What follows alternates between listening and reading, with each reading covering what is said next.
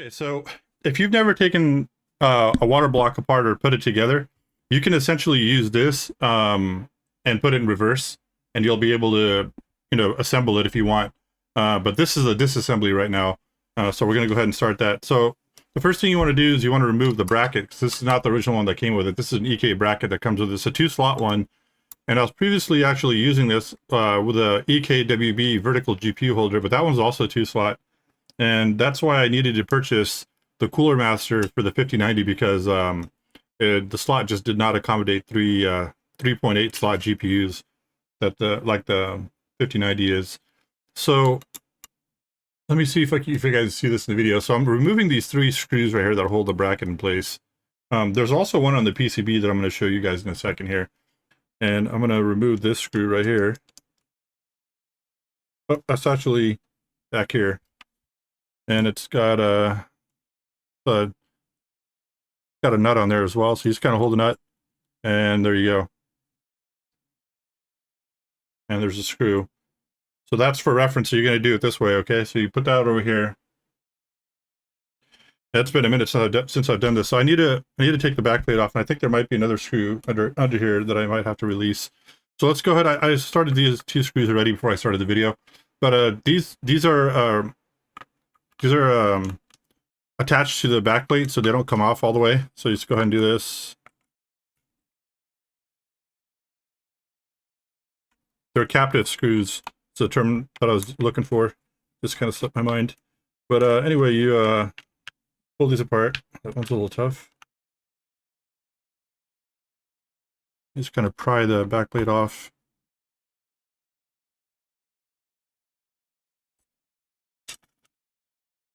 Don't be afraid to pry the the plate if you're disassembling, or even if you're putting it back on. There's always going to be a little bit of force there. So if you know for sure that you've removed the screw successfully, then it's fine. So this is what it looks like. See, one of the pads came off the caps right here.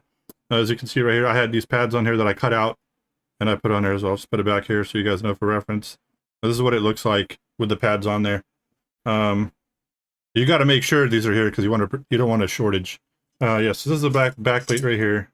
As you can see, it says RTX 4090 Vector 2 Strix TUF.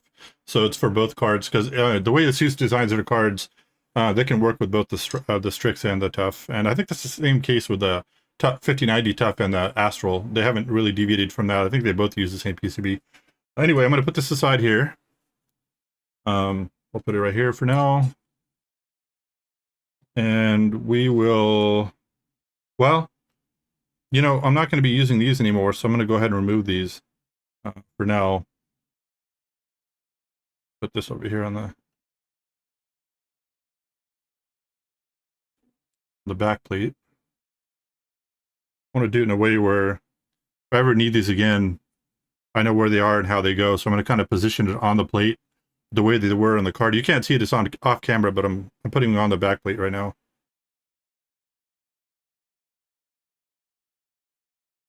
Or if somebody buys a plate and they don't have these, then I can give them the pads, because they're still in pretty good shape overall. Okay. Put this one here. And this one goes here. This little guy right here, you got to keep an eye out for it, because it actually does make a difference. See that right there? So you kind of have to have that in place. And there's a long one right here. These are still in pretty good shape. You can reuse these, so there's nothing wrong with them.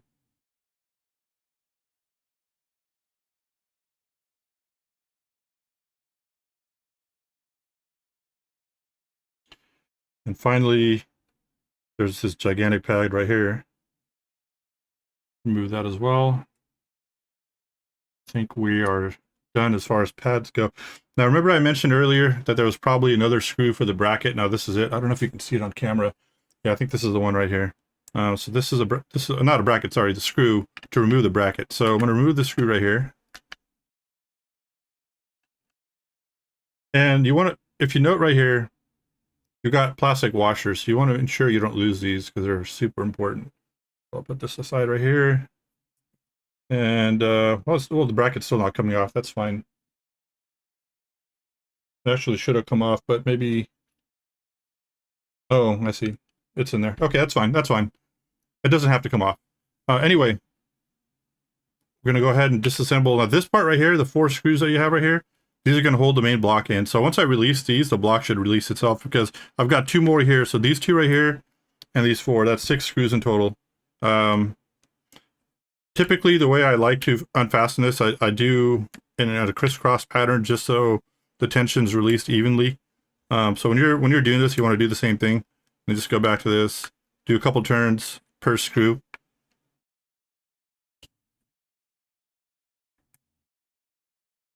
Okay. Now these are fairly loose already. Actually, this one just came right off. I'll put it back in there for now. I don't want to lose this. So I'm going to put this in here. So I'll go ahead and unfasten these 2.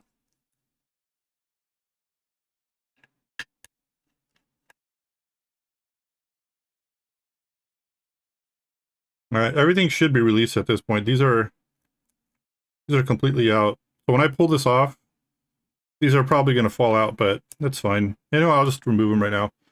So I'll put these to the side. I think this washer's stuck on there. There we go.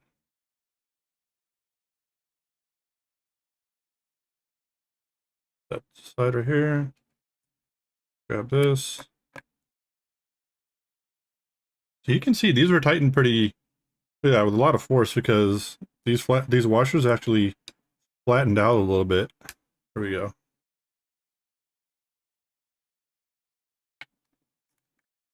There's plenty of force there. These are really good blocks. I know EK gets a lot of hate, but I think it's unwarranted. They're a good block manufacturer. I know they've had their share of troubles, and people are getting them, giving them shit over it, and it's understandable. The way they conducted business, the way they handled their affairs with their employees and not paying them, that's a shame. But I do believe in second chances, especially because I am a fan of their products. You can clearly see from my system that I use all EK. I am a believer in the quality of their products. I hope that, whether that's still the case after some of their top engineers have left. I know one of them, he's working for Thermal Grizzly now for Der Bauer. And I think he's like one of their main designers. But anyhow, they do have Vector 3 blocks coming out that I think I'm going to get for the 5090 when it releases. But enough of that segue. Let's get back to this. This should be released at this point, so it might require a little bit of force to release it. Let me just make sure I don't screw something up because it has been a minute since I've done this. Yeah, I don't really see anything else that's holding the block in place. So it should just come right off if I pull on it. So let's just try that. There we go. Okay. So this came out perfectly. So here you go. Let me orient this. Well, this is oriented like this, okay? So let me just bring this back over here. Here's the pads. Now, when you get the block from EK, they give you these pads in big gigantic blocks, okay? So you essentially have to measure them and then you have to cut them out. So it takes a minute to do it. So when you do, just ensure that you cut them properly. You can use scissors or you can use a razor to do it. I don't recall what I did. I think I might have used scissors, actually. I'm actually surprised because these are fairly straight cuts. But yeah, as you can see from the thermal paste, I had good contact. The thermal paste that I was using, it was a Thermal Grizzly one. I don't recall exactly what. But you know what?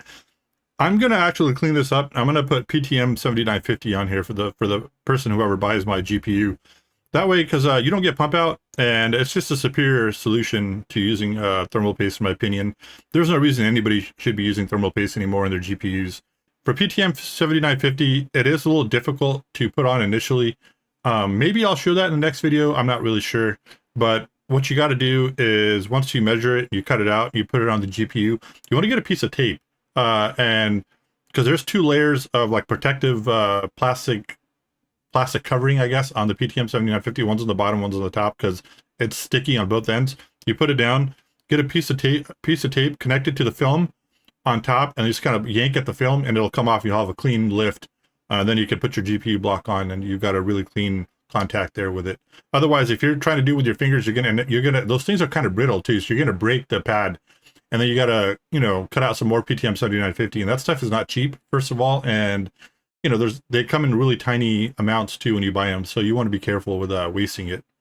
Anyway, I'm going to go ahead and clean this up. So we'll do that next, and then we'll, I guess I'll make a separate video for reassembly. Let's just milk the content a little bit. We'll milk the content a little bit. You know, this is going to be full disassembly, so I'll go ahead and take these pads off. Whoa, look at this one. It ripped. This thing is done. Holy shit. Look at that. It's coming apart. Yeah, these were done. So, oh, you know, now that you guys seen this on video, you can choose to use thermal putty, which I think is a better solution than these things. Look how brittle this got. It's garbage. Yeah. I still had good temperature, so they were working. They're just brittle, and yeah, look at this. It just came right apart. Garbage. Yeah, you can use thermal putty, which I think is a better solution. Look, oh my god, this thing is like dried out.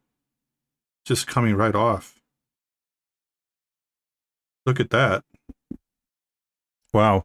I didn't realize my mic was like a mile away, so you should be able to hear me better now. But oh man, this is gonna be a headache. Give me 1 second here. I'm gonna get a spudger tool. So these things are invaluable when you're working on GPUs or any kind of electronics. These spudger tools. You don't want to use anything metal, you know, to pry stuff when you need to. So this makes my life easier. Gonna pry this off. Look at that. Remember what I was saying about the grease and how it can get on your hands? Well, I got this on there, but this is non-conductive. It's thermal, you know, it's non-conductive grease from thermal grizzly, so it doesn't really matter if I get on my hands. So let's go ahead and remove this.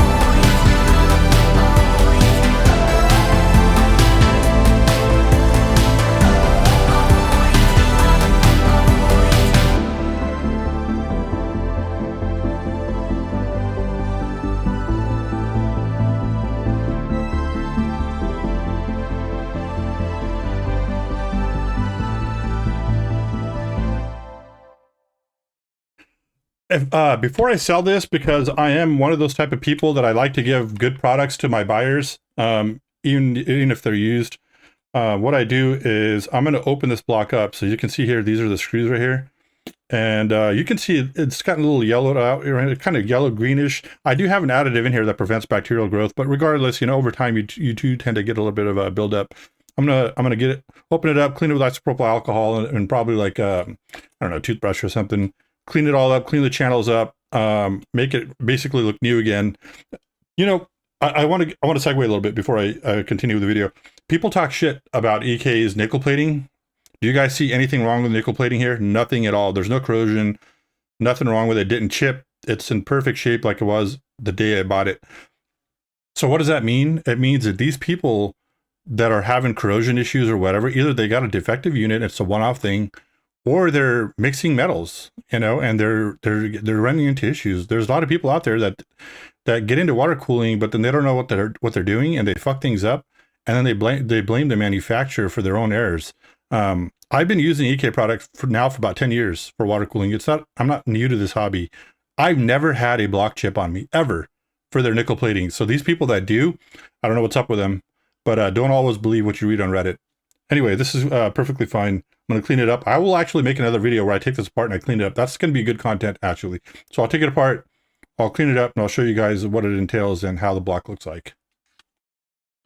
But I think that's going to wrap it up for this video. I'm going to obviously clean this off camera. I'll use, you know, some pads I have. You know those makeup pads that women use? You know, you can grab some of those.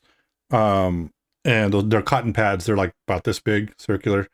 Put a little isopropyl alcohol on them and rub them on here. Some of them are really have fine threads, so you want to get the ones that don't really come apart. They have different kinds of pads, but that's what I like to do, is put a little isopropyl alcohol, rub it around on this, and, you know, use it. First, I'm going to use a DataVac blower. Actually, let me go get that right now and show you guys. This is the DataVac electric duster is what they call it. And it's really good. I don't know if they make this specific model anymore with the DataVac, but I will link one in the description of this video that's basically identical to this. I've had this thing for, I want to say, 11 or 12 years now, and it runs just as good as it did the first day I bought it. It's perfect. I would demonstrate it on video, but it's so loud.